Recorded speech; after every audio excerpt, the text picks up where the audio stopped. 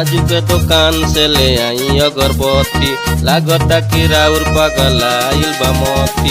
राजू के दुकान से ले आई अगरबत्ती, लागता कि राउर पगलाइल बा मोती।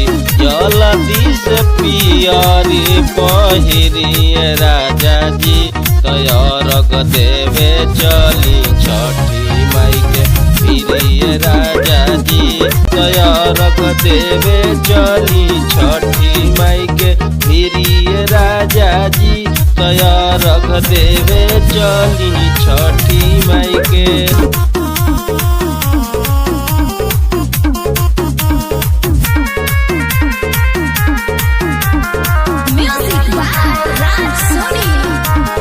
दौरा उठा के चली छठी माई के घाट जी, पाठक संतोष से करवावल जाई पाठ जी। दौरा उठा के चली छठी माई के घाट जी, पाठक संतोष से करवावल जाई पाठ जी।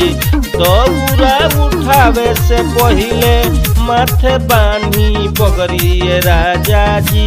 तैयारग देवे चली छठी माई के फिरिए राजा जी। तैयारग देवे चली छठी माई के फिरिए राजा जी। तैयारग देवे चली छठी माई के।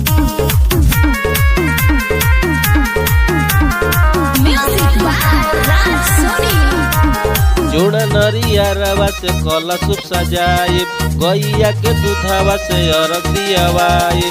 जोड़ा नरियरवा से कलशुप सजाए, गैया के दूधवा से अरग दियावाए। पान कसैली हाथ में लीही, होता अरग में देरिए राजा जी। तैयारग देवे चली छठी माई के फिरिए राजा जी। तैयारग देवे चली छठी माई के फिरिए राजा जी। तैयारग देवे चली छठी माई के।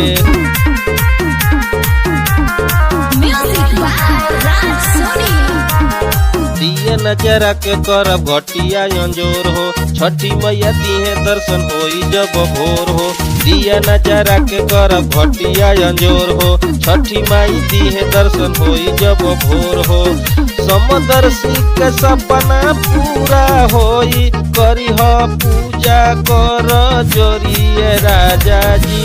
तैयारग देवे चली छठी माई के फिरिए राजा जी। तैयारग देवे चली छठी माई के फिरिए राजा जी।